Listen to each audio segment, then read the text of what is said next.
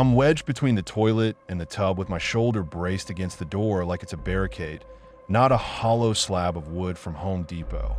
The shower's been running so long the mirror looks like someone exhaled a secret onto it. The fan is whining. My fingers are shaking hard enough that every few words come out wrong, and I have to backspace like my life depends on spelling. Because it might. I don't know if I'm supposed to call the cops first or someone from a church. I don't even know if there's a number you dial for what's happening in my house right now. All I know is I need to put somewhere outside my head while I still recognize my own thoughts. While I can still keep the memory in order instead of letting it smear into whatever lie my brain makes to survive. There's a soft tap on the other side of the bathroom door. Not a grown-up knock. Not a fist. Just knuckles the size of walnuts. Patient, polite. "Dad," my kid says too close to the wood. "You in there?" His voice is careful, like he's trying not to spook an animal. I keep my mouth shut and stare at the lock. The cheap little latch that always felt fine when all I had to do was keep steam inside. Now it looks like a joke. Another tap. Slower this time. "I got a magic trick," he says. "You gotta watch." I press my forehead to my knee and hold my breath until my lungs burn. I can smell the chlorine cleaner I used on the sink this morning, back when this was going to be a good day. Back when I was stupid enough to believe I could still make him laugh like he used to. It happened today. That's the part that keeps making my stomach drop. How close it is. Like it's still warm. Like the day hasn't cooled off yet, and I can still change something if I move fast enough. He turned 6 today. 6. That's not supposed to be an age where you're afraid of your own kid. But for most of this year, I've been living with this constant low-grade dread. Like there's a storm sitting just offshore and the air tastes metallic, and I'm the only one noticing it. His mom left in March. No big blow-up. No screaming match. No plates thrown. One morning she kissed him, told him she'd be back after errands, and she didn't come back. She texted me that night from a number I didn't recognize. "I can't do this. Don't call my mother. Don't look for me." Like she was leaving a job, not a family. At first, he cried. The kind of crying that scrapes your ribs from the inside. Then that stopped too. After that, he got quiet. Not peaceful quiet. Not the quiet of a kid absorbed in a cartoon. A different kind. Like he was holding his breath all day to see if the house would notice. He'd sit in the backyard and stare at nothing. Or he'd dig. He had this little plastic shovel. Then he graduated to my garden trowel. Then one day, I caught him trying to drag the spade out of the shed. He didn't ask. He didn't sneak like he was being naughty. He just looked at me like I was blocking him from finishing something important.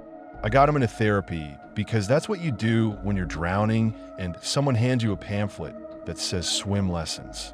The therapist, a woman with calm eyes and a wedding ring she kept twisting, told me kids seek control when they're scared. That digging was normal. That staring was processing. She also gave me a one-page safety plan with a yellow highlight strip across the top, like it was a damn recipe. I stuck it on the fridge with a magnet shaped like a strawberry. I read it the first night and laughed once, bitter because some of it sounded like it was written for a dog. Then I stopped laughing and started following it because I didn't know what else to do. The sheet was titled, "Birthday plus Transition Triggers, Age 5 to 7, Parent Notes." Underneath were the rules. Not suggestions. Rules. Rule 1. Lock up medications and alcohol 2 hours before guests arrive. Rule 2. Do not allow helper tasks involving tools, cords, knives, or glass. Even safe ones. Rule 3. If your child asks to borrow a wagon/cart/bag, say no. Offer to carry items yourself. Rule 4. Keep one bathroom available and unlocked all day for de-escalation. Rule 5. If a guest seems unwell, sleepy, dizzy, do not confront them in front of your child. Remove your child first. Some of those made sense. Some didn't. Rule 3 felt random. Rule 4 felt like the kind of thing people who've never paid a water bill write. Still, I obeyed them like they were commandments. Because when your life turns into a series of things you can't control, you cling to anything that looks like a lever. His therapist also told me 2 weeks ago in that soothing voice, Make his birthday predictable. Keep it simple. Keep it bright. Give him a win. I wanted to. God, I wanted it so bad it made my teeth hurt. He asked for a clown. I hate clowns. Always have. Something about the way the face stays smiling no matter what the eyes do. But when he asked, it was the first time he'd asked for anything like a normal kid since his mom left, and my heart did this stupid, hopeful flip like a dog when you pick up a leash. I looked up party entertainers online. The cheapest professional I found wanted $300 for an hour. I stared at that number like it was written in another language. Rent, groceries, car insurance, therapy copays, the electric bill that kept climbing because he liked the backyard lights on at night, so it's not dark for anybody. I was about to give up and buy him a cheap plastic magician kit when I saw the flyer. It was stapled to a telephone pole near the elementary school, half ripped, curling at the corners like it had been rained on and dried and rained on again. Big letters in red marker. Uncle Happy. Kids' parties. $50 flat. No deposit. No phone number. No website. Just an address written under it in blocky handwriting. The address was 3 streets over from mine. $50 sounded like mercy. My first thought was that it was a scam. My second thought was, who cares? It's $50. If he shows up and he's bad, he's bad. At least my kid will feel like I tried. That's the thing no one tells you about being a single parent. You'll take bad but present over good but absent more times than you'll admit. I ripped off on the tabs anyway. The tab just had the address again. No name, no number, no nothing. On Friday after work, I drove over there. The neighborhood wasn't even that far from mine, but it felt like the block had slipped out of the city's memory. Houses squatted too close together. Lawns overgrown. The air smelled like wet cardboard. The address led me to a small house with peeling paint and a porch that sagged in the middle. Someone had put a tarp over part of the roof like a bandage.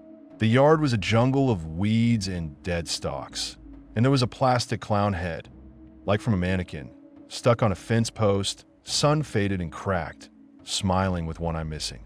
I should have left right then. I knocked. No answer. I knocked again, harder, and the whole house seemed to absorb the sound. A dog barked somewhere inside, once then went silent. No footsteps, no voice calling, "Who is it?" I walked around the side because I'm an idiot and peeked through the window. All I saw was a dark room with newspapers stacked in uneven piles, and something hanging from the ceiling that might have been a costume, except it didn't look like cloth. It looked like hair. My stomach tightened. I backed off the porch. There was a mailbox at the curb, dented and rusted. I took out a folded piece of paper, wrote my address and the time of the party, and then I hesitated with the cash in my hand. $50 isn't a lot until you don't have it. It's groceries. It's a tank of gas. Then it's keep the lights on. But I picture my kid's face when he asked for a clown, that weird, careful hope like he didn't trust himself to want things anymore. So I slid the bill into the note, folded it tight, and pushed it into the mailbox like I was feeding something. On the way home, I stopped at the pharmacy to refill my sleeping pills. I've been having trouble sleeping since March. Not the normal kind where you toss and turn. The kind where your eyes close, and then your brain starts playing every mistake you've ever made in high definition. The doctor gave me a small prescription, blue pills in an orange bottle, with a warning that sounded like every warning. Don't mix with alcohol, don't take more than prescribed, keep away from children. I remember setting the bottle on the kitchen counter while I took my shoes off, and my kid watching me from the hallway with his hands behind his back like he was hiding something. "Those for your head?" he asked. "Yeah," I said. "They help me sleep." He nodded slowly. "You sleep a lot." "No, buddy," I said, trying to laugh. "Not really." He just kept looking at the bottle. Saturday night, I took one pill and slept for 6 straight hours like someone hit me with a hammer. Sunday, I didn't take any. I wanted to be fully awake on his birthday. I wanted to be sharp. This morning, I woke up early before the sun because my body doesn't trust peace anymore. I went to the kitchen to start coffee, and I glanced at the orange bottle out of habit. It wasn't on the counter. I checked the cabinet above the sink. Not there. I checked the bathroom shelf. Not there. I checked the drawer where I throw things when I'm in a hurry. Nothing. I stood there in my underwear with coffee grounds on my hands and felt my pulse spike. I told myself I'd moved it, that I'd been tired and put it somewhere safe. I remembered rule 1 on the fridge: lock up medications. I grabbed the strawberry magnet, lifted the safety plan, and stared at it like it might tell me where I'd hidden the bottle, like it might suddenly update itself. I ended up tearing the kitchen apart. Pantry, junk drawer, the top of the fridge, the laundry room shelf. I even looked in the microwave like I was losing my mind. My kid walked into the kitchen while I was on my knees checking under the dishwasher kick plate. "What are you doing?" he asked. "Looking for something," I said, forcing my voice to stay calm. His eyes tracked my hands. "What thing?" "My medicine." He blinked once. "Maybe it's where you put it." "That's what I'm trying to figure out," I said, and I heard the edge in my voice and hated myself for it. "Go watch cartoons, okay? Birthday boy gets cartoons." He didn't move. He just stared down at me, expressionless, like he was waiting for the right time to speak. Finally, he said, "Are you going to get the clown?" My chest loosened a little. There was the kid thing, the normal selfish birthday excitement.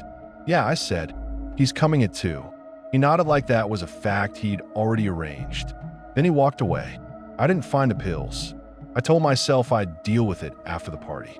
Maybe I dropped them in the car. Maybe I put them in a bag and forgot. I kept moving because that's what you do when the alternative is sitting still and thinking. By noon, the house smelled like cheap hot dogs and frosting. I blew up balloons until my fingers cramped. I hung a banner that said "Happy 6th birthday," with letters slightly crooked because the tape kept tearing. He didn't help. He sat at the kitchen table with a paper plate and a pencil, drawing squares. Over and over. Squares inside squares. "You excited?" I asked. He didn't look up. "Yes." "That's it. Just yes." He pressed harder with the pencil until the tip snapped. The sound made me flinch. "Yes," he repeated, and then he added, like he was explaining something simple to someone slow, "If it works." "What works?" He finally looked up at me. His eyes were flat. Not angry. Not sad. Just measuring. "The clown," he said. I swallowed. "It'll work. It's gonna be fine." He kept looking at me for a second longer, like he was deciding whether to argue. Then he went back to drawing his boxes. At 1:45, I started checking the window every minute. I'd invited 6 kids from his class. Their parents were coming too, because nobody just drops off a kid at a stranger's house anymore. I'd cleaned like the queen was visiting. My anxiety was sweating through my shirt. At 1:58, the first car pulled up. A mom I'd met once at pickup smiled at me like we were friends. Her kid ran into the yard screaming. My son stood by the sliding glass door watching them. Not joining, just watching. At 2:03, I heard the knock. One knock, then a pause, then another knock, exactly the same strength. I opened the front door and there he was. Not a clown like in the movies. Not bright colors and happy chaos. This was a guy wearing a yellow satin suit that had once been shiny and now looked like it had been slept in on a sidewalk. The fabric was stained in dark patches around the knees and elbows. The ruffled collar was limp. His wig was an off-white mess, like dirty cotton candy. His makeup was thick and cracked, caked on so dry it looked like it would flake off if he smiled too hard. The red mouth was painted wide, but the corners didn't reach his eyes, and his eyes looked past me like he was focusing on a point behind my head. And the smell. It hit me before he even stepped onto the porch. Sweet and sour at the same time. Like old candy left in a wet pocket. Like mothballs. Like something in the ground after rain. It made the back of my throat clench. I almost shut the door on him out of reflex. "Hey," I said, forcing the words out. Thanks for coming. You're Uncle Happy." He didn't answer. He did this slow nod where his chin dipped too far, like his neck didn't want to hold his head up. "Okay," I said, and I tried to laugh like a normal human. "So, just keep it, kid-friendly. No scary stuff. Just fun." He stared at me. I couldn't tell if he was listening. Behind me, I heard the kids in the backyard shrieking the normal high-pitched chaos. I heard a parent laugh. The clown's mouth stayed frozen in that painted grin. "Backyard's through here," I said, stepping aside. He shuffled past me. Not walked. Shuffled. Like his feet didn't bend right. Like he was wearing shoes full of rocks. I watched him from the kitchen window as he crossed the living room. He didn't look around. Didn't react to the streamers, the balloons, the table full of snacks. Just moved in a straight line like he could smell the backyard. When he stepped outside, the kids went quiet for half a second. Then they rushed him. Children are fearless in a way that's beautiful and horrifying. They see a costume and assume it's a toy. They surrounded him, hands grabbing at his sleeves, his ruffles, the little hat perched on his head. One kid tried to pull his fake flower.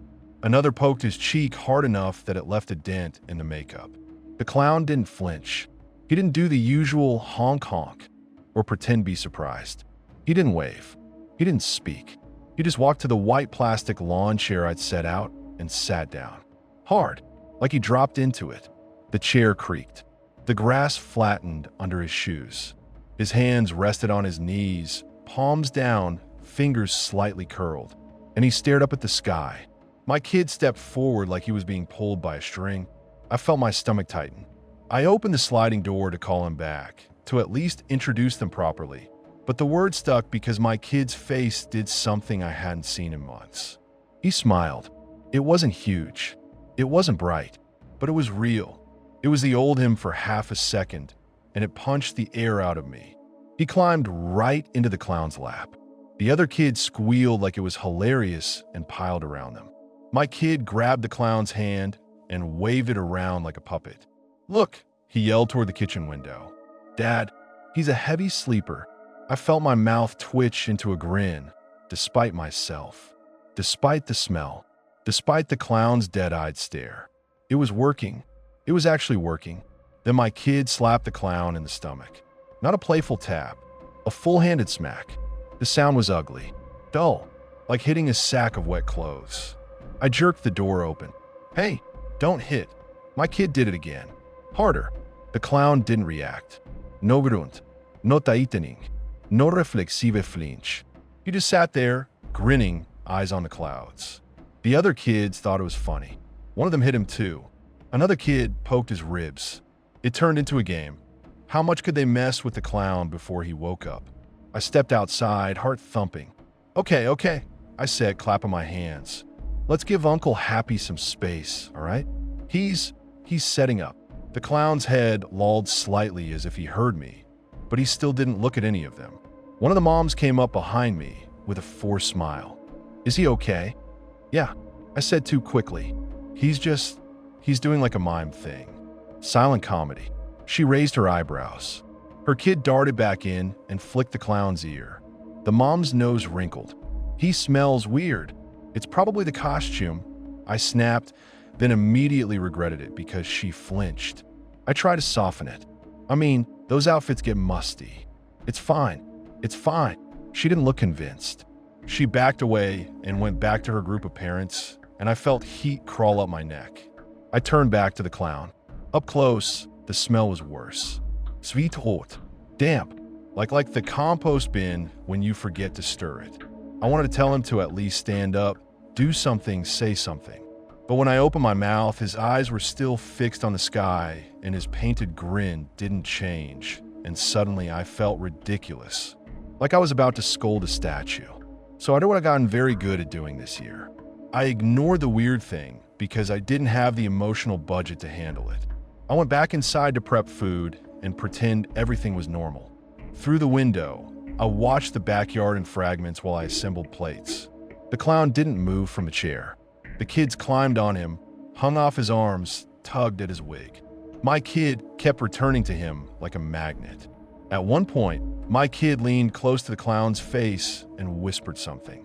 I couldn't hear it through the glass. The clown's head stayed tilted back. My kid giggled. He didn't giggle at cartoons anymore. He didn't giggle at jokes I tried to tell at dinner. That giggle cut straight into my chest. So I kept going. Hot dogs, chips, juice boxes, cake. The parents hovered in clusters, making small talk that sounded like static to me. I answered questions, nodded, laughed when someone laughed. I kept checking the backyard like a nervous animal. Every time I looked, the clown was still there, still staring up, still silent. The kids didn't care. That's the part that's eating at me now. How little they cared. How easy it was for them to accept something wrong because it was shaped like something fun. At 3 o'clock, I carried the cake out. My kids stood by the table, hands folded, waiting, not bouncing, not impatient, just waiting. We sang. The kids screamed the song like it was a race. Parents filmed with their phones. When we got to, and many more, my kid blew out the candles in one long, steady breath. No wish. No hosetashchen. Just a clean extinguish like he'd practiced. Make a wish, someone said. My kid stared at the smoke curling up. I did, he said. What did you wish for? A boy asked, laughing. My kid looked at him like he was stupid. You don't say, he said flatly. The boy shut up. A couple parents chuckled awkwardly. I forced a laugh too, because what else do you do when your kid is being a little creep at his own birthday? I cut the cake. Chocolate with cheap frosting. My kid took the first slice and walked it straight to the clown. He held it up to the clown's mouth like he was feeding a baby. Open, my kid said. The clown didn't. My kid's smile tightened. He smeared frosting on the clown's painted lips. He pressed the cake against the red grin until it crumbled. He giggled again, louder, like he thought it was the funniest thing in the world. I started to step forward, but a dad grabbed my arm lightly. Let him, he said with a grin. Kids are kids. I didn't like the way my kid's eyes looked while he did it. Not excited, not playful, focused, like he was testing something.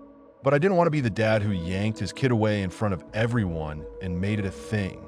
I didn't want to ruin the one day that was supposed to be bright. So I let slide. By 4:30, the parents started making their exits. We've got to get dinner going. Soccer practice. Grandma's coming over. Kids hugged my kid, shouted by, ran to their cars. My kid stood at the edge of the yard and watched each car pull away, expression blank, like he was counting them.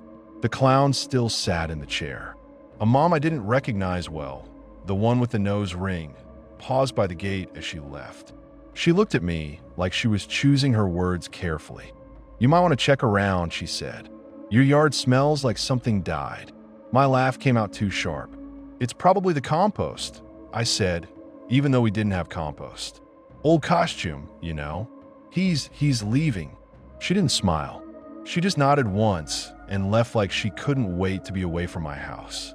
When the last car disappeared, the backyard went suddenly quiet in that way it only gets when kids are gone, like the air itself exhales. I stood there on the patio holding an empty tray, and for a second, I felt relief. We did it, I thought. We got through it. Then I looked at the clown, still sitting, still staring up, still silent. My kid was behind him now, kneeling in the grass, messing with something near the clown's shoes. I saw his small hands tugging at the laces, then at the hem of the yellow pants. Hey, I called. Buddy, inside for a sec. He didn't respond. I took a step closer and the smell hit me again, stronger now that the air wasn't full of barbecue and perfume and noise. Sweet and wet and wrong. Okay, I said out loud, as if I was talking to myself more than anyone. Show's over. I walked into the grass. The clown's shoes were scuffed, with dried mud clinging in the creases. His pant legs had grass stains near the cuffs like he'd been dragged. That thought slid into my brain, and I tried to push it away. I stopped beside the chair. Up close, I could see the clown's makeup wasn't just cracked. It was split in places like dried paint on old wood. His eyelashes were clumped. His wig was stuck to his forehead in stringy pieces. His chest didn't move. I told myself he was holding still as part of the act. Some performers do that. Some do a sleeping clown bit. Maybe he was committing to it too hard. Maybe he was drunk. For $50, I'd expected mediocre. But this was beyond. Hey, I said louder. Uncle Happy. No response. My kid giggled behind the chair. Buddy, I said without turning my head, go wash your hands. Cake's done. He made a small sound that could have been agreement. I looked back at the clown's face. His mouth was still frozen in that painted smile, but there was something off about it now. Not just the expression. The way the skin under the paint looked stretched, tight, like it didn't belong to movement anymore. My stomach clenched. "All right," I said, forcing a friendly tone like I was coaxing a skittish dog. "Party's over. You can head out." He didn't even blink. I could hear the distant hum of a lawnmower somewhere down the street. Birds. Normal suburban sounds that suddenly felt like they were happening in another world. I reached out and put 2 fingers on the clown's shoulder. The fabric of the suit was slick under my skin, like satin that had been damp and dried and damp again. I gave him a little shake. His body moved as one piece, stiff and heavy, like a mannequin. Not tense, not resisting, rigid. A pulse of cold went through my arms into my chest. I pulled my hand back like I'd touched a hot stove. "Dad," my kid said softly, and the way he said it made my mouth go dry. Not asking, not calling, just stating my title like it was a position in a game. I swallowed hard and stared at the clown's neck. The collar sat weirdly against it. The skin above it looked grayish beneath the makeup, like the paint was trying to hide something it couldn't. I told myself, "Don't be dramatic. He's high. He's messing with you. It's a bit." But my fingers were numb. I looked down at the clown's hands. They were resting on his knees, palms down. The fingers didn't have the tiny micro movements living hands always have. "No tremor. No sift." They looked like wax. My kid giggled again. "He's really good," he said. I turned my head slowly, keeping my voice light. "Go inside." "Why?" "Because I said so." The words came out too sharp. My kid's smile faded. Not into sadness, into something like annoyance. "You're going to break it," he said. "It's a person." I snapped before I could stop myself. "Go. Inside. Now." He stared at me. For a second, his eyes looked so much like his mom's that it made my chest ache. Same shape, same intensity when she was deciding whether she wanted to fight. Then he shrugged in that small adult way kids do when they're mimicking something they've seen. "Okay," he said, and he walked toward the sliding door without hurrying. I turned back to the clown. My mind started racing through possibilities, each one trying to be less horrible than the last. Maybe he's diabetic and passed out. Maybe he's having a seizure, but holding weird. Maybe he's on something and his muscles are locked. Maybe he's... I reached out again, this time grabbing the clown's shoulder with my whole hand, and I pushed. Just enough to get him to move. To break the act. To prove my fear was stupid. The chair tipped. Not slowly. Not like someone catching themselves. It went over like a piece of furniture. The clown's body went with it, heavy and stiff, and when he hit the grass, the sound was a solid thud that made my stomach lurch. His arm stayed raised at a wrong angle, as if it had been posed that way and forgotten. And something small and red popped off his face and rolled into the grass. For a split second, my brain refused to name it. Then I saw it. A plastic nose, shiny and bright against the green. My mouth went dry. I stared at the spot where the nose had been. Under the makeup, the skin was dark. Not bruised dark, rot dark. A deep mottled purple-black with a slick sheen like wet paper. The paint around it cracked further as the face shifted, revealing more of that color underneath. And in the open nostril, something moved. Not breathing, crawling. The world tilted. I staggered backward, my heel catching on the chair leg, and I went down hard on my ass in the grass, palms slapping the dirt. A sound came out of me that wasn't a word. My stomach tried to climb out of my throat. I gigged, dry heaved, tasted bile. This wasn't a drunk clown. This wasn't a bit. This was a body. A dead body dressed up in a yellow suit. My hand started shaking so violently I couldn't get them to push me up right away. "Dad!" My kid's voice came from the patio. I snapped my head up. He was standing in the doorway holding a paper plate with the last slice of cake on it, like he'd forgotten he was supposed to go wash his hands. He wasn't staring at the body with fear. He was staring at me with irritation, like I was the one being weird. "You broke him," he said, flat and accusing. My brain tried to reboot, tried to make his words make sense. My mouth worked without sound. I swallowed and forced air in. But he'd go inside. He didn't move. I looked back at the clown's face. The nose hole was wet and dark, and the small pale shapes inside it writhed in slow, awful certainty. The smell suddenly made sense. The sweet damp rot. My vision tunneled. I scrambled to my feet and almost slipped in the grass. "Don't look," I choked out, even though he already was. "Go to your room. Now." My kid finally walked forward a step, still holding the cake like it mattered. He looked down at the body. Then he sighed. Not scared, not sad, annoyed. "That wasn't supposed to happen," he said. I stared at him. My heart was hammering so hard it felt like it might burst out of my ribs. What do you mean?" He took a bite of cake, chewed slowly, eyes still on the body like it was a broken toy. "It's Mr. Kell," he said, mouth full. "From the park." The words made my skin go cold. I know the park he meant. The little patch of grass with a playground 2 blocks over, where there's always a man sleeping on the bench near the trash cans. I've seen him. Everyone has. A figure you register and then politely don't. My stomach folded in on itself. Ow, my voice cracked. I had to swallow hard. "How did he get here?" My kid licked frosting off his thumb. "I brought him." A loud buzzing filled my ears. For a second, the backyard blurred, like my eyes were trying to refuse what I was hearing. "You brought him," I repeated because my brain needed the words to be said twice to let them in. He nodded, like this was simple. Like he was explaining how he'd brought a stick home. "With my wagon," he said. "The blue one." He was heavy. Rule 3 flashed in my head like a warning siren. If your child asked to borrow a wagon/cart/bag, say no. He never asked. I couldn't breathe. It felt like someone had wrapped a belt around my chest and cinched it tight. "Why?" I whispered. "Why would you?" My kid looked up at me, eyes calm, and I saw something in them that made my throat close. "No guilt, no confusión, just expectation." He wouldn't do the trick, my kid said, like he was talking about a stubborn remote control. So I helped. "What trick?" I said, and my voice came out thin and desperate. "The sleeping trick," he said, "where you don't move. Like a statue. Like you." My blood went cold. He pointed at the kitchen window with his fork. "You do it when you're on the couch. When you take your blue ones." My mouth opened and closed.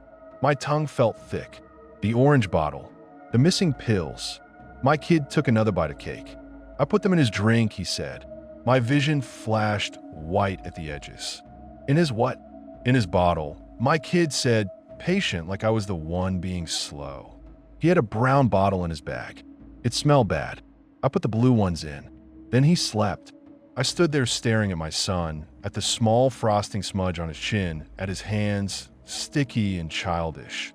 While my brain screamed, "This is not real. This is not real. This is not real." My legs felt like they might buckle. I swallowed hard. "You gave him my medicine." My kid nodded. "You said it makes you sleep." I tried to speak. I couldn't find the right words. There were no right words. That's not." He interrupted me, still calm.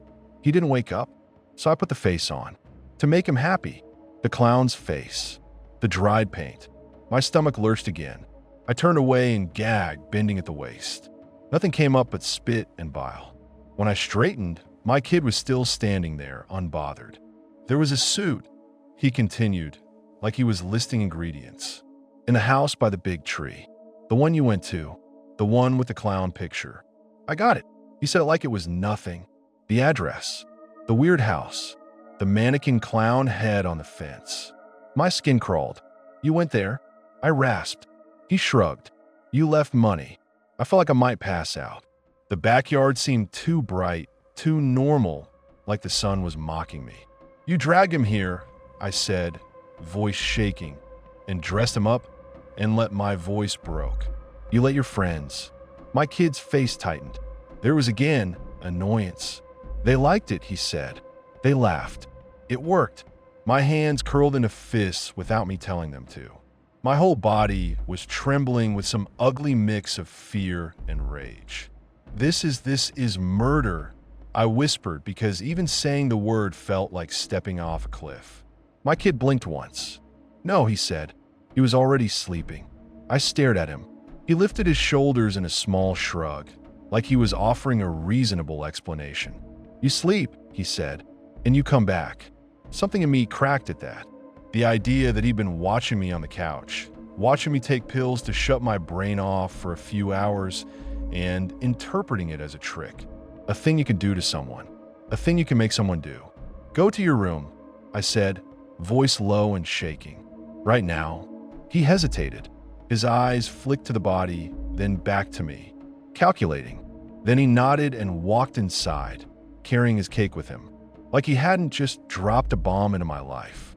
I stood there alone with the dead man in the grass, dressed in yellow satin, face crusted in clown paint, insects moving where a human breath should be. The smell was everywhere now, in my nose, in my hair, in the back of my throat. My hands fumbled for my phone. I almost dropped it twice. Call 911, my brain screamed. But then my mind flashed images faster than I could stop them. My kid in the back of a police car, crying, confused, or not crying at all. Social workers. Court. A foster home. A facility. My kid behind a locked door somewhere, staring at the wall with those flat eyes. And me, alone with the silence. I know how that sounds. Like I'm protecting him. Like I'm complicit. Maybe I am. But I also know what happens when you tell the world your child is a monster. The world doesn't fix him. The world cages him. And the selfish, horrible truth is that I didn't want him caged. I wanted him saved. So I didn't call. Not right away. I dragged the white plastic chair upright with numb hands. I stepped around the body like it might bite me. I stumbled toward the patio. Inside, the house still looked like a birthday. Streamers, balloons, napkins with cartoon animals. A half-empty bowl of chips. A melted ice cream cup on the table. The normalness made me feel insane. My kid's voice floated from the living room. Calm, humming to himself like he was content. I walked into the kitchen and my eyes landed on the fridge. The safety plan was still there under the strawberry magnet. Rule 4 stared back at me. Keep one bathroom available and unlocked all day for de-escalation. Unlocked. I heard my kid's footsteps on the hardwood. Slow. I snapped my head toward the hallway. He appeared in the doorway, still holding his plate. He'd eaten the cake down to crumbs. He looked at me like he was waiting for praise. Can I have a pony next year? He asked. I stared at him. My mouth wouldn't work. He tilted his head. Ponies don't sleep as much, he added, thoughtful. I think. My hands went cold. I heard myself speak, not because I chose the words, but because my body did something on autopilot to buy time. Go play, I said, voice hollow. Go play your game. He blinked. Okay, he said, and he walked away, crumbs falling onto the carpet like breadcrumbs. As soon as he was out of sight, I moved. I snatched the safety plan off the fridge so hard the magnet clattered to the floor. I grabbed a pen and scribbled across the top in shaking letters. Lock the bathroom. Then I ripped it in half like that could change anything. I ran to the hallway and shut the bathroom door and locked it from the inside, then realized what I'd done and felt stupid. Then I remembered Rule 4 and laughed once, sharp, because of course the de-escalation bathroom was the one place I could lock. My hands went to the cabinet above the sink out of pure reflex. The orange pill bottle was there, not hidden behind anything, not tucked away, sitting front and center like someone had placed it there on purpose. The cap was off. The inside was empty. My vision blurred. I gripped the sink hard enough my knuckles went white. For a second, the room tilted. I heard footsteps in the hallway. Small, measured. I shoved the empty bottle into my pocket like it mattered and turned on the shower with shaking hands. Hot water thundered against tile. Steam bloomed fast, choking the air. I sat down on the floor with my back against the tub and tried to force my brain to think in steps. Step 1, get him out of the house. Step 2, call the police. Step 3, explain a dead man in my yard and a 6-year-old with my stolen sleeping pills. My mind kept snagging on the dead body outside, on the neighbors, on the parents who'd been here, on the smell, on the fact that this didn't just happen in my head. Other people brushed against it, laughed near it, let their kids touch it. I thought about the mom with the nose ring saying, "Something smells dead." She knew, not the details, but she knew something was wrong. The doorknob rattled softly. I froze. "Dad," my kid said on the other side. "You okay?" I held my breath. He waited, patient. Then, in a voice so calm it made my stomach flip, he said, You gotta come see." I fixed him. My throat closed. I pressed my ear to my knee like that would make the words less real. A scrape sound came from somewhere outside the bathroom, like something being dragged across the floor. My kid hummed quietly again, a little tune with no words. Then a soft tap on the door, the same gentle knuckle taps from before. "Dad," he said, closer now, like his mouth was right near the keyhole. "Open. I want to show you the trick." My heart was hammering so hard it hurt. The shower roared. The lock looked tiny. And somewhere beyond that door, my kid was dragging something through the hallway like he had all the time in the world. The scrape came again, slower, like whatever he was dragging kept snagging on the runner rug in the hallway. I slid my phone out of my pocket and almost dropped it because my hands were so slick with sweat. The screen lit up and made the bathroom feel smaller. I turned the brightness all the way down until it was barely a glow. No missed calls, no texts, just the time, sitting there like a dare. I opened the dial pad with my thumb hovering over 911, and I stopped. Because the second I call, they come. They take statements. They take pictures. They take him. And then the stupidest part of my brain, this soft, pathetic parental part, said, "What if you can fix it before they get here? What if you can just get him calm?" Then the scraping turned into a thud, like something heavy bumped the door. My entire body locked. On the other side, my son whispered, "Okay, stay, right there." He wasn't talking to me. He was talking to something else. I pressed my knuckles against my mouth to keep from making a sound. A breath later, his voice changed. It dropped lower, still a child's voice, but flattened and forced, like he was trying to imitate an adult without understanding how. He said like a groan, like a waking up sound. Then my son's regular voice again, bright and satisfied. "See? I told you. It works." The hairs on my arm stood up so hard it hurt. He was playing with it, with the body, like it was a doll. I remembered Rule 5 on the safety plan, the one I hadn't even thought about during the party. If a guest seems unwell, do not confront them in front of your child. Remove your child first. Yeah, great. Super helpful now. The doorknob didn't rattle again. Not yet. Instead, I heard a soft padding sound, like hands pressing fabric. A grunt. My kid struggling with something. Then, hold your head. Don't fall off. I squeezed my eyes shut so hard I saw sparks. I forced my breathing to slow.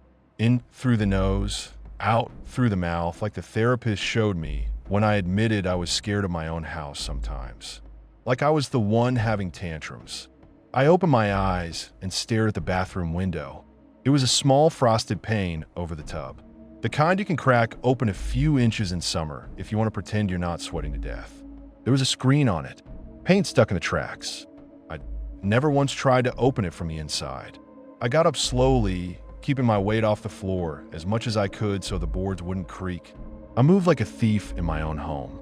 The scraping outside stopped. For a second, the silence was so complete I could hear the shower water hitting tile like a drum. Then my son hummed again.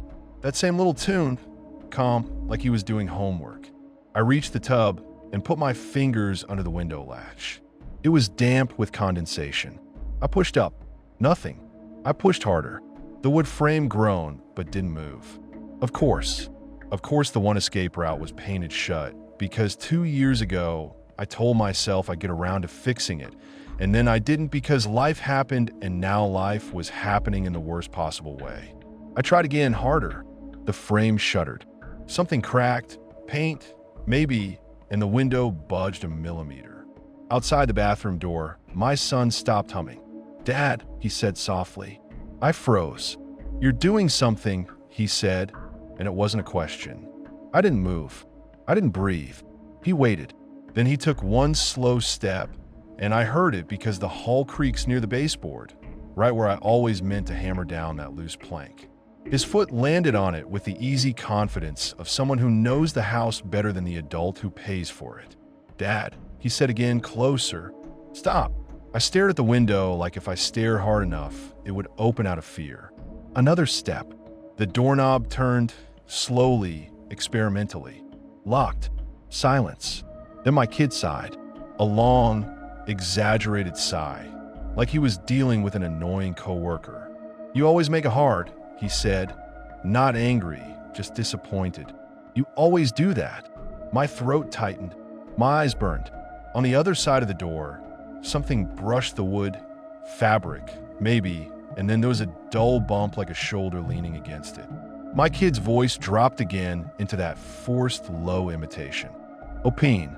I flinched so hard I almost slipped in the tub.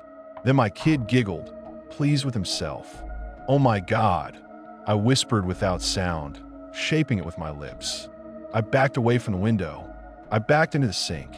The shampoo bottles rattled on the tub ledge. Outside, my son went quiet, and I realized he wasn't dumb. He wasn't a normal kid playing pretend. He was listening. I crouched down again and slid back into the corner between the toilet and the tub, where the shower curtain stuck to my shoulder like a cold hand.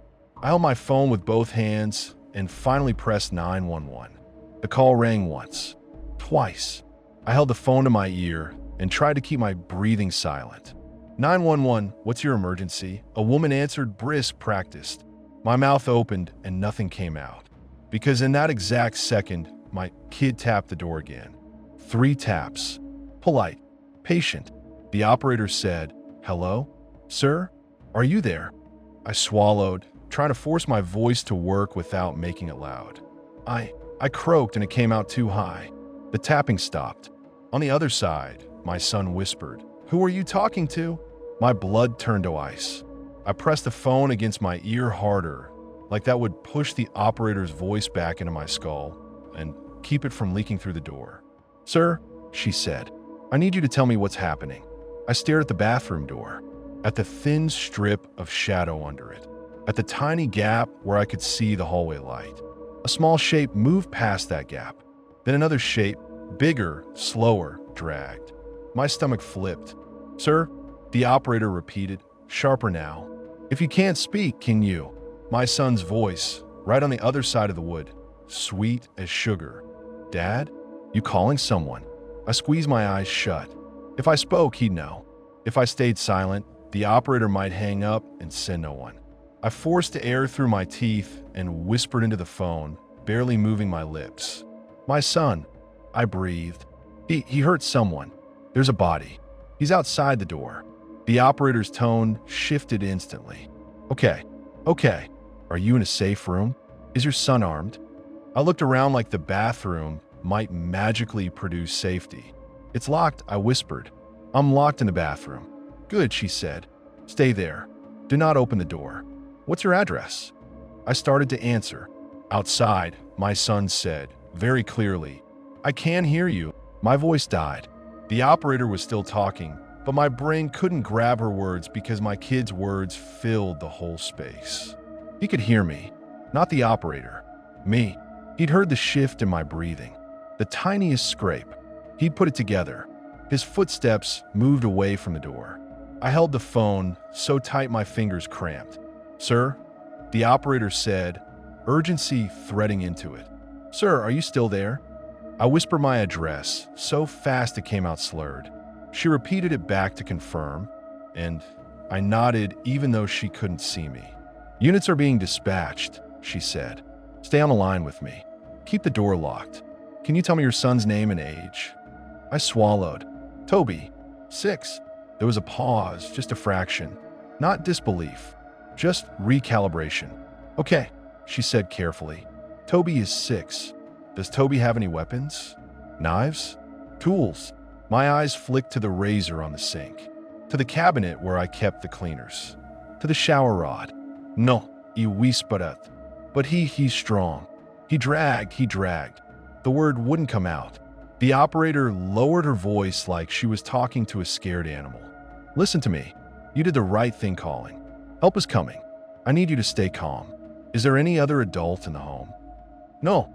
Outside, something clinked. Metal on tile? Or metal on something hard? My skin crawled.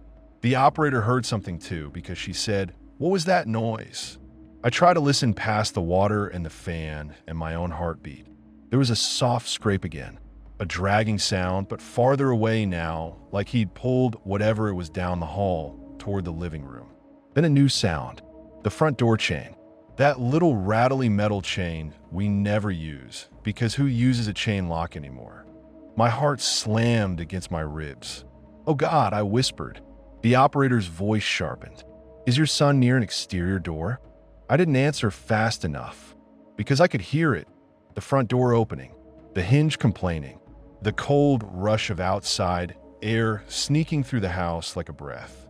And then my son's voice, bright, polite, perfectly normal. "E."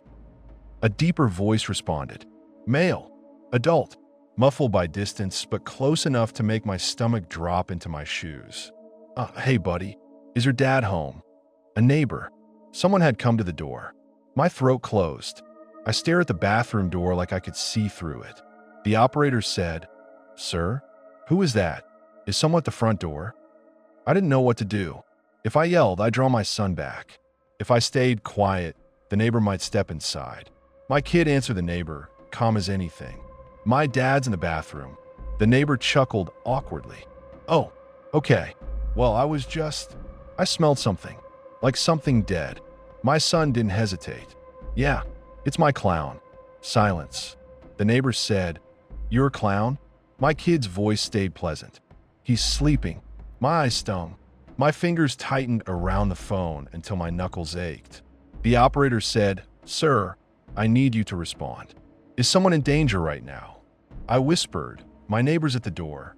"Do not leave the bathroom," she said immediately. "Do not open the door. Can you hear what they're saying?" I listened, sweating cold. The neighbor's voice came again, slower now, cautious. "Buddy, where's your mom?" My kid's voice went flat for the first time. Not angry, just stripped of pretending. "Gone." The neighbor cleared his throat. "Okay.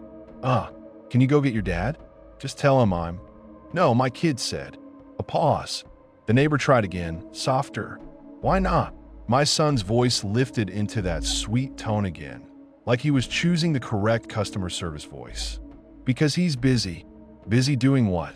My kid giggled. "Sleeping trick." The neighbor's voice changed. Less amused, more alert. "Buddy, is everything all right in there?" A small clunk, like something being set down on the hardwood floor. Then my kid said, cheerful, "Do you want to see the magic trick?" The neighbor laughed once, nervous. "No, that's okay, kiddo. My son cut him off. You can help." The neighbor stopped laughing. "Help with what?" My son's voice dropped again into that forced low imitation, and my stomach lurched because I knew he was doing it for someone else's ears now. He groaned. "Wake up," the neighbor said, very slowly. "What the hell is that sound?" My son's normal voice. "That's him. He's waking." I fixed him. The operator on the phone said, "Sir, listen carefully. I need you to keep this line open. Officers are en route. Do not intervene. Do you understand?" My mouth was dry. I whispered, "He's going to show him." "He's going to." There was a shuffle at the front entry, like the neighbor took a step back. "Buddy," the neighbor said, voice tight now, "I think I'm going to go. Tell your dad to." My kid's voice snapped, not loud, but sharp enough that even through the walls I felt it like a slap. "Wait." Silence. Then my kid said softly, "Rule is you have to watch." The neighbor didn't respond.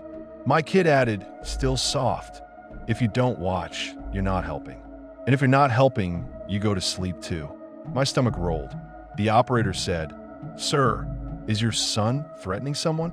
I couldn't even answer because my brain was stuck on the word rule. Rules. He'd said it like it mattered, like it was official, like my safety plan wasn't the only rule sheet in this story. The neighbor finally spoke, voice low and strained. "Listen, kid, I'm leaving now." "Okay, don't come outside. I'm gonna call your dad." My son laughed again. It didn't sound like a kid laugh. It sounded like someone mimicking a kid laugh. "You can call," he said. "He won't answer. He's asleep." The neighbor swore under his breath, and I heard his footsteps retreat fast down the porch steps. A car door slammed. Engine started. Tires on gravel. He left. Part of me felt relief, so hard it made me dizzy. The other part of me felt sick because my son had just chased off an adult like it was nothing. Like humans were just obstacles you could move with the right tone. The operator said, "Sir, stay with me. Officers are close. I need you to tell me if Toby comes back to the bathroom door." As if on cue, footsteps padded down the hall. Slow, unhurried. Then that scraping sound again, closer. Something heavy dragged across the floorboards. The shadow under the bathroom door deepened as something blocked the hallway light. A soft thump against the wood, like a shoulder or a head. My son's voice came through, right up against the door. "Dad." I didn't answer. He sighed. "You made him leave." My chest tightened. I didn't. I started, then clamped my mouth shut. Speaking was a mistake. The operator whispered, "Sir, what's happening?" I whispered back, "He's here." "Okay," she said. "Stay quiet. Stay locked. Officers will announce themselves when they arrive.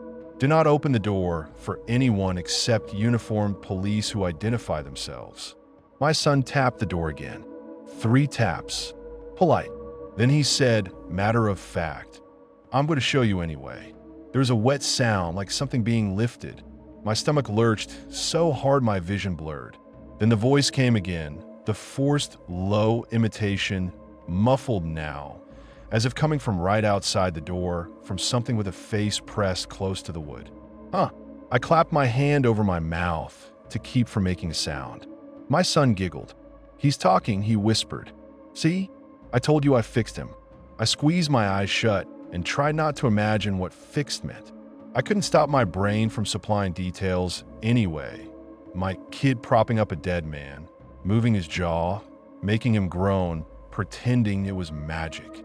Or worse, the operator said something, but I couldn't hear her over the roaring in my ears. Then my son said, very softly, with a tenderness that made it worse, "Now you watch the best part." There was a scraping sound right at the base of the door, like something being shoved toward the gap. Then a small object slid under the door and bumped the tile near my foot. It was red and shiny. The clown nose. It rolled to a stop against the bath mat. I stared at it like it was a live insect. My son's voice came through the door. "Put it on." I didn't move. "Dad," he said, still soft, but there was a warning under it now. "Put on." The operator finally broke through my haze. "Sir, what did he do? Did he slide something under the door?" "Yes," I whispered. "A nose." There was a pause on the line. Then, carefully, a clown nose. "Yes." "Do not touch it if you don't have to," she said. "Just keep your hands free and stay away from the door." My son heard my whispering. He didn't react like a normal kid would. He didn't demand to know who I was talking to. He just waited, like he was letting me finish a conversation before we returned to the important thing. Then he spoke again, like he was giving an instruction in a game. "Rule 1, he said. "You put on the nose." My stomach flipped at the words. "Rule 1. My kid had rules." He continued, voice calm, practiced. "Rule 2. You don't blink when he wakes up. If you blink, he goes back to sleep and we have to do it again." I gripped the edge of the tub so hard my nails bent. "Rule 3, he said, like he was reading off a sheet somewhere. "If you laugh, it means you're not scared. And if you're not scared, you can help carry." My throat tightened. I could barely breathe. "Rule 4, he added, and his voice went sweet again, deceptively safe, the way the therapist's rules sounded on paper. "If you're good, you get a prize." I felt tears sting my eyes. Not because I was sad, but because my body was failing under fear. "What prize?" I heard myself whisper, and I hated myself for giving him anything. My son paused, pleased that I'd spoken. "A nap," he said, like it was the most generous thing in the world. "A long one. Like Mom." My whole body went cold. The operator said, "Sir," but I wasn't listening anymore, because my kid had said it so casually, like his mom's leaving wasn't leaving, like it was sleeping. And suddenly, everything I'd been refusing to look at all year rearranged itself in my head.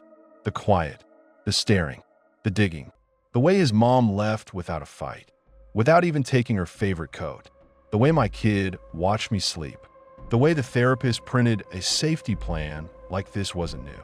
I remembered a night in April. I'd woken up at 3 a.m. to the feeling of being watched.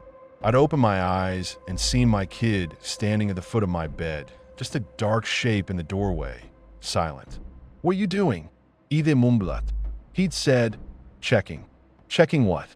"You're breathing," he'd whispered, "to see if you're sleeping." I'd laughed, half asleep. "Go back to bed, bud." He hadn't moved right away. He just stood there another second, like he was deciding whether I was really asleep or just pretending. Then he'd left. I'd forgotten about it by morning. I hadn't forgotten because I didn't care. I'd forgotten because forgetting is easier than admitting your own kid scares you. Now, in the bathroom with the shower running, I didn't have the luxury of forgetting. My son's voice cut through again, impatient now. "Dad, nose." I stared at the red plastic on the floor. If I put it on, what am I agreeing to? What am I stepping into? If I don't, what happens? The doorknob turned slowly again, testing. Locked. Locked. Then a new sound. The metal rasp of something being dragged against the doorframe. My stomach dropped. The chain lock on the front door had made that sound earlier. But this was closer. This was right outside the bathroom. He had something metal. A tool. Rule 2 on the therapist sheet flashed in my head. No helper tasks involving tools, cords, knives, or glass. Even safe ones. Too late. The operator said, "Voice urgent now. Sir, officers are arriving on your street. I need you to stay put. Do you hear sirens?" I strained to listen past the water and the fan and my son's breathing. At first, nothing. Then, faint and far, the rising wail of a siren. Relief hit me so hard my knees went weak. I almost laughed and caught myself because my kid's rule 3, "Don't laugh," snapped through my panic like a wire. The siren grew louder, then cut off abruptly like the car stopped nearby. My son heard it too. I knew he did because he went quiet. No humming, no giggling, just silence. Then he whispered very softly, "That's not fair." I didn't move. He spoke again, still soft, but the calm was gone. There was something raw underneath now. Something like anger, but colder. "You called," he said. I didn't answer. I said, "Stop," he said, and his voice cracked for the first time. Not into tears, into frustration. Then, in that same controlled tone he used when he wanted something, he said, "It's okay. We can still do it before they come." My heart slammed. "What?" I mouthed, but I didn't say it. Outside, the dragging sound shifted. Something heavy bumped the door again, harder this time, like it was being shoved upright. I pictured him propping the corpse up against the bathroom door, like a barricade, like a prop. And then I heard my kid whisper, right against the wood, intimate as a secret, "Dad, watch." The forced low voice groaned again. Louder. Huh. Then, God help me, the doorknob shook. Not my kid's hand. Too heavy. Too clumsy. The knob rattled like someone's grip was slipping, like someone's hand was being guided. My stomach turned. I pressed both palms to my ears for a second like a child, then forced myself to listen again because not listening didn't stop anything. The operator was talking fast now. "Sir, the officers are at your address. They're approaching the front door. Do you hear them?" I did. Muffled voices. A knock.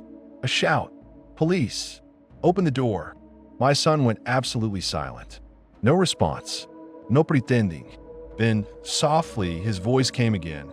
Calm restored like a mask sliding back into place. "That's okay," he whispered. "They can watch too." My blood ran cold. I heard my son's footsteps retreat down the hall, quick now, light and efficient. I heard him at the front door. Heard the chain rattle again. "Hello," he called bright, like he was greeting guests at a party. A man's voice, authoritative. "Hey, buddy, is her dad home?" "My dad's sleeping," my son chirped. "The officer? Okay. We need to talk to him. Can you tell him to come to the door?" My son giggled. "He can't. He's doing the trick." "What trick?" "The sleeping trick," my son said, like it was obvious. "He's in the bathroom." There was a pause. Then, "Bathroom. Okay. Is everything all right?" My kid didn't hesitate. "Yes." The officer's voice sharpened. "Is your dad hurt?" My kid's voice stayed cheerful. "No. Is anyone else hurt? My kid paused, just a beat too long. Then he said, "My clown is sleeping." I heard a second voice, another officer, lower, say something I couldn't make out. Maybe a name, maybe body. The operator on the phone whispered, "Sir, do you have any way to make noise so the officers know where you are without opening the door?" My eyes snapped to the towel rack, the toilet paper holder, anything that could make sound. But if I banged, my kid would know exactly where I was, and he already did, and he'd make it part of the game. I whispered into the phone, "They know." He told them. The operator said, "Okay, stay where you are. They're going to make contact with you." Outside, I heard footsteps in my hallway, adult footsteps. Heavy, careful, then a knock on the bathroom door. Not my kids, tap, tap, tap. A firm knock. "Sir," an officer called through the wood. "This is police. Are you inside? Are you okay?" Relief flooded me, so hard my vision blurred. I opened my mouth to answer, and my son's voice cut in from somewhere down the hall, soft and fast, like he was sharing a secret with the officer. "Don't open it," he said. "He's asleep." The officer's voice changed instantly. "Buddy, step back." My son's voice, "You have to watch." The officer, "Step back now." There was a scuffle sound, shoes on hardwood, a quick shuffle. The second officer, "I've got the kid." My kid didn't scream. Of course he didn't. He wasn't scared. He just said, "Loud enough to carry, Dad, don't ruin it." The officer knocked again. "Sir, unlock the door." My hand went to the lock without thinking. And then I stopped, because Rule 4 on the therapist sheet flickered in my head again, like a warning now instead of something helpful. Keep one bathroom available and unlocked all day for de-escalation. Unlocked. It was almost funny. The bathroom that was supposed to be safe was the only thing standing between me and whatever my son considered trick. I leaned close to the door and forced my voice out. "It's locked." My throat tightened. "There's a body in my yard." He brought. The officer cut me off, voice urgent. "Okay, sir, step back from the door.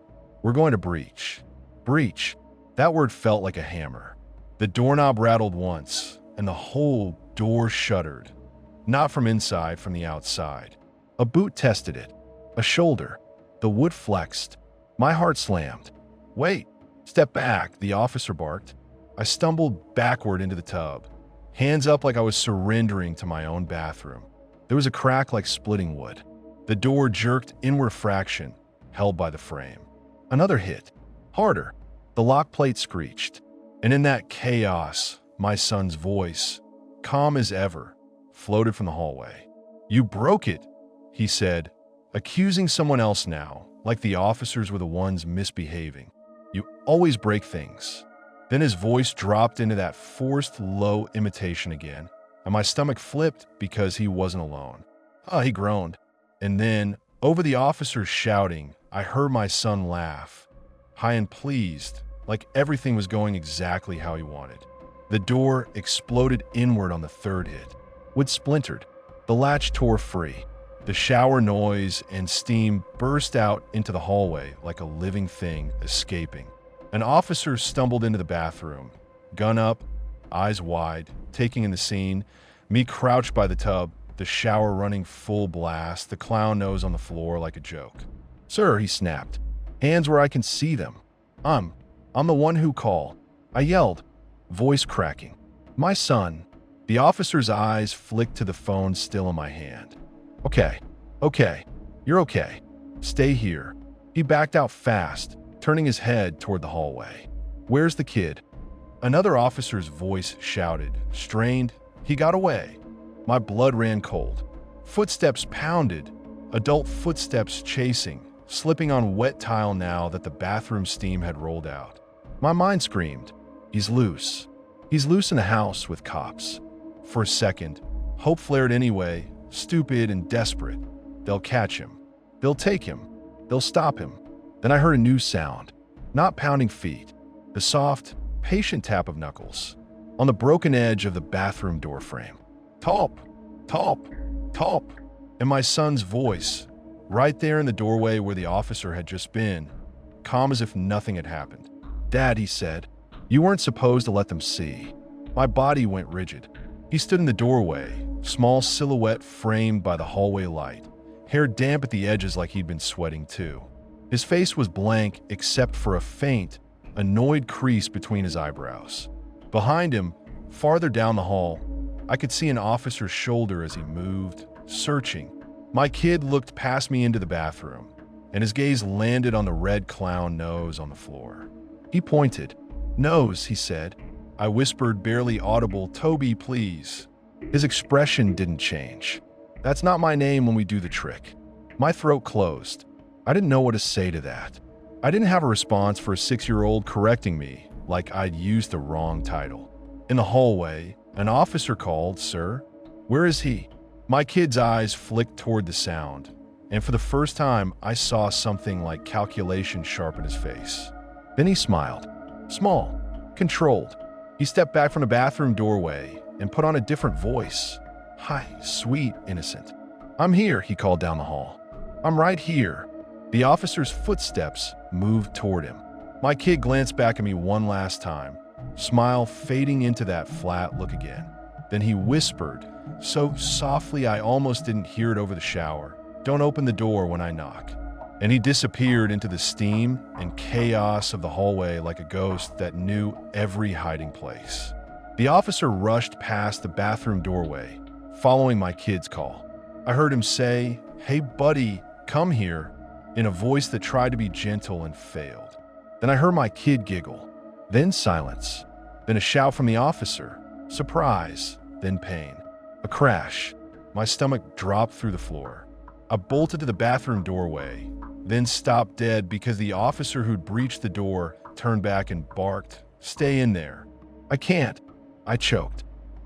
The officer shoved the broken door inward with his boot, half blocking the opening like he could make a barrier out of splintered wood. "Stay. Put. We're handling it." Like this was a stray dog. I stood there shaking in the fog of steam, listening to my own shower run like it was mocking me, like it was a metronome counting down.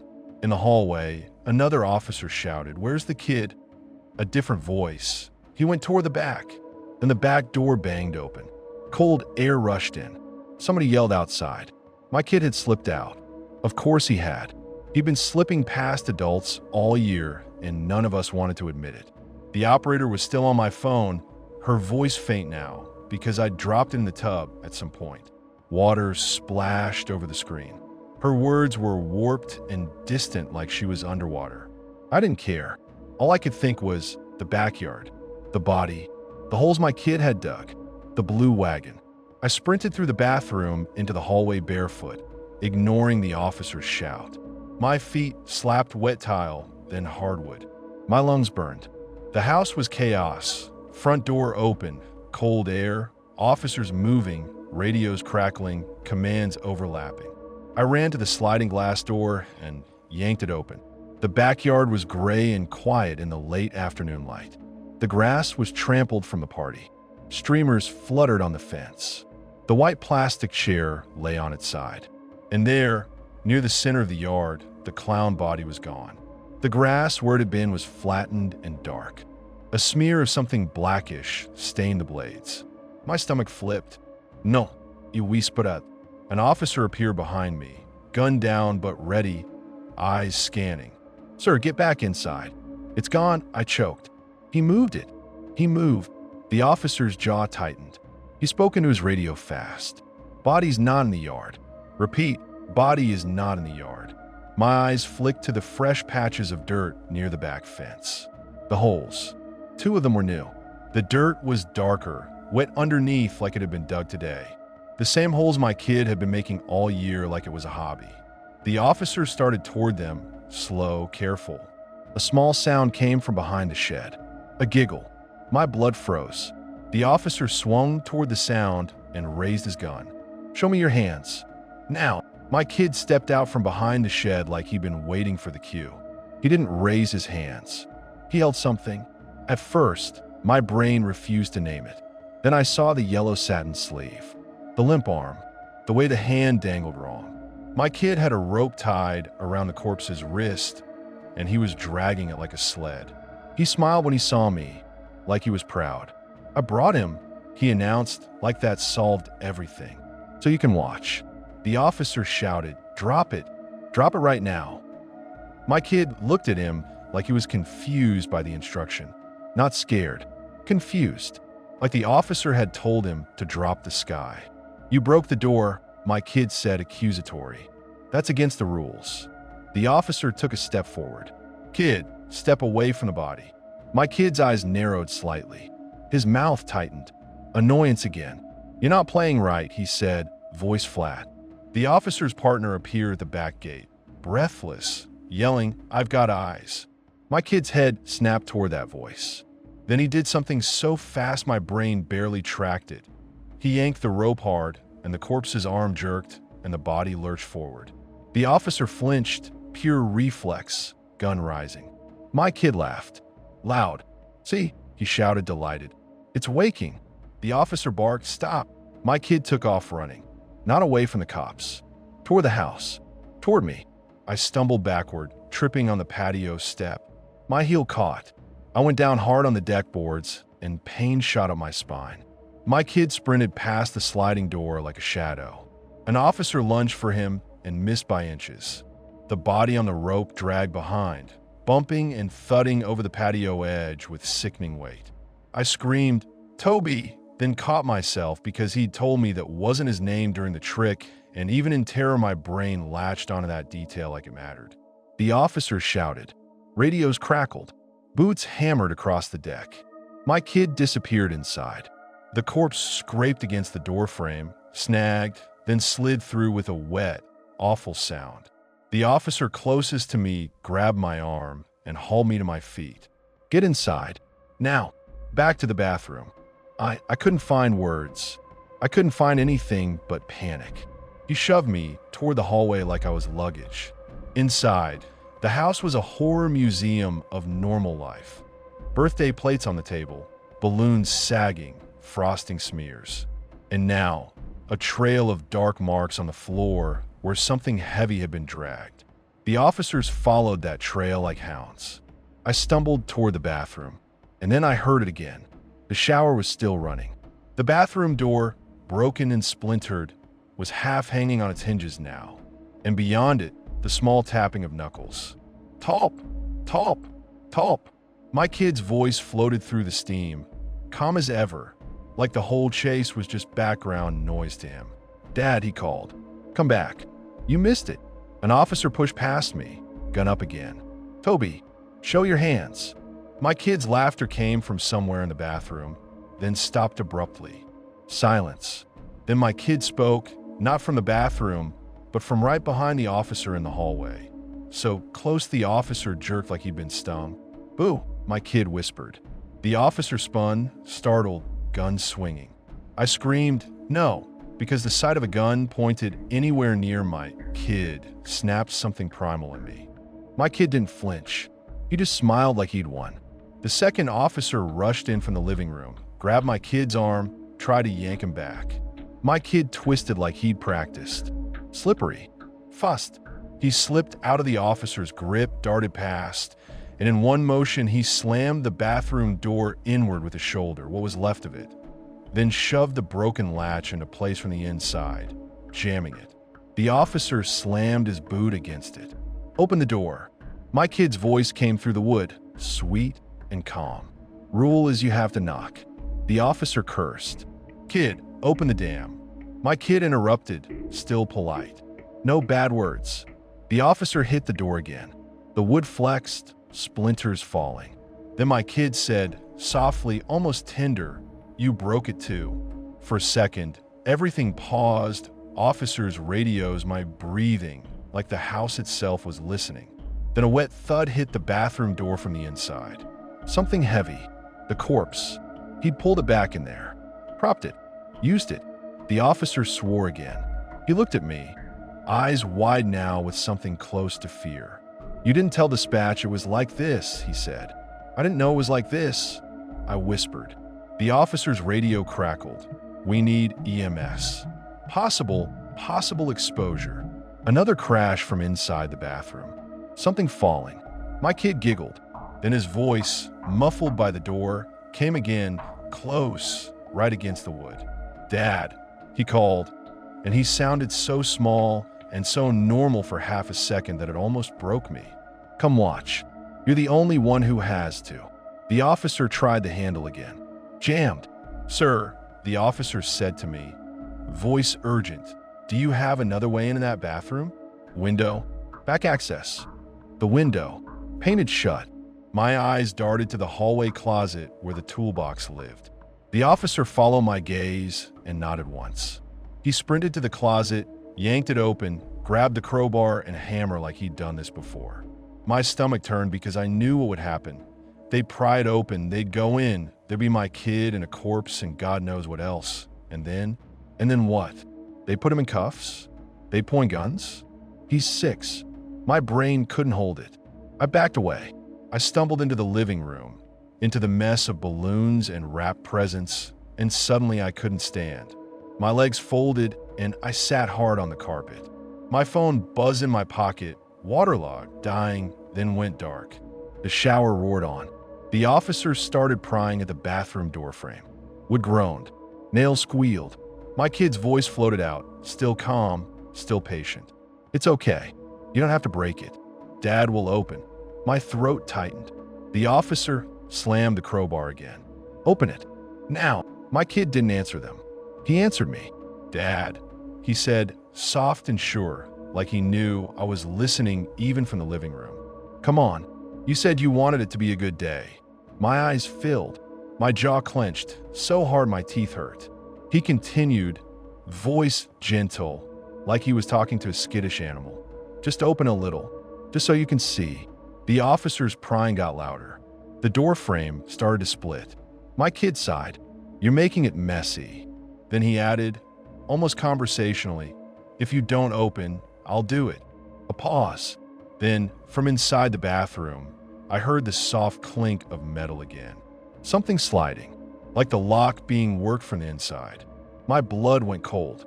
He had the little screwdriver set from my junk drawer. I remembered seeing it missing last week and thinking nothing of it. Of course he had it. Of course. I scrambled to my feet and stumbled back down the hall toward the bathroom. The officer glanced at me, startled. "Sir, stay back." "I have to," I started, then realized there was no sentence that would explain what I meant. Because what I meant was, I have to keep him from opening that door into the hall full of armed strangers in panic. What I meant was, I have to stop this from turning into a headline. My hands shook as I approached the bathroom door. The officer was still prying at it, sweat on his temple now, jaw clenched. From inside, my kid hummed again, then his voice right by the latch. "1." He was counting like he was timing something. The officer paused, listening, then shoved the crowbar harder. The door frame cracked. From inside, my kid's counting stopped. Silence. Then a soft click. The jammed latch shifted. The officer jerked back instinctively, gun rising. "Don't," I croaked, reaching for his arm. Too late. The door swung inward a few inches, blocked immediately by something heavy pressed against it from inside. A smell burst out like a punch. Oat. Sweet, damp, impossible to ignore. The officer gagged. My stomach lurched. From inside the narrow crack, I saw a sliver of yellow satin and a smear of black-purple skin. And then, in that crack, my kid's eye appeared, wide, bright, amused, peeking through like it was hide and seek. He whispered, delighted, "Now you're watching." The officer shouted, "Toby, step back." My kid giggled and vanished from the crack. Then something slammed into the door from inside hard. The corpse shifted. The door jerked. The crack widened for half a second, and I saw enough to ruin me forever. My kid standing on the bath mat, the clown nose stuck on his own face now, red and shiny against his pale skin, and behind him the corpse propped upright against the tub like a grotesque mannequin, its head lolling, mouth cracked open, dark wetness on the chin. My kid's eyes met mine through the widening gap. He raised a finger to his lips. "Show," he mouthed. Then, in that forced low voice again, he made the corpse groan. My vision tunneled. I made a sound somewhere between a sob and a gag. The officer swore and shoved the door harder. My kid's smile widened, and then, like a switch, he slapped his palm against the bathroom light switch. The lights snapped off. The bathroom went dark. The door slammed shut again from inside with a bang that echoed down the hall. The officer rammed it once more. Enough. We're going in. From inside, my kid's voice floated out of the darkness, calm and bright, like he was narrating a trick to an audience. Okay, he said. Now, the best part. The scraping sound came again. The wet thud. The corpse moving. My stomach twisted so hard I thought I might pass out. Then my kid called, right up against the door, so close it felt like his breath should fog the wood. Dad, he said, are you in there? For a second, the universe looped. The same words, the same tone, like nothing had changed, like it was still earlier today, and he was just a kid who wanted his dad's attention. He added softly, I want to show you a magic trick. My hands drifted toward the doorknob without me deciding to. Muscle memory. Parenting autopilot. The officer's hand shot out and grabbed my wrist hard enough to hurt. No, he snapped. Do not. I stared at the knob. The thin wood. The flimsy lock that had seemed like nothing. Behind the door, my kid laughed quietly, pleased. Then he whispered, almost lovingly, you always come when I call. That's the trick. I pulled my hand back like the knob was hot. The officer leaned into his radio, voice tight. We need a specialist. We need. He stopped, swallowing, as if he'd realized how insane that sounded. We need someone to handle a child. From the other side of the door, my kid tapped again. 3 soft taps, polite as always. Then his voice, sweet and patient, the way it was when he wanted something and knew he'd get it eventually. Dad, he called. Open. I don't think I'm going to open the door.